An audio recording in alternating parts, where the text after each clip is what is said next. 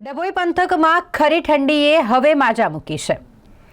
વહેલી સવારે ધુમ્મસ અને રાત્રે ફૂંકાઈ રહેલા ઠંડા પવનોના કારણે શહેરીજનો ઠંડીનો અનુભવ કરી રહ્યા છે। ક્યાંક ઠંડીથી રાહત મેળવવા માટે લોકો તાપણાનો સહારો લેતા હોય તેવા પણ દ્રશ્યો જોવા મળી રહ્યા છે। તેમાં વાત કરીએ વહેલી સવારની તો ધુમ્મસના કારણે વાહન ચાલકોને વાહન ચલાવવામાં પણ મુશ્કેલી પડી રહી છે।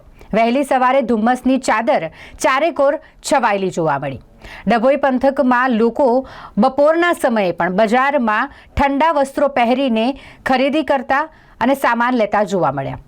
ઠંડીનો ચમકારો ધીમે ધીમે વધી રહ્યો છે અને હવે ખરા પ્રમાણમાં ઠંડીએ માજા મૂકી હોય તેવા દ્રશ્યો ડભોઈ પંથકમાં પણ જોવા મળી રહ્યા છે।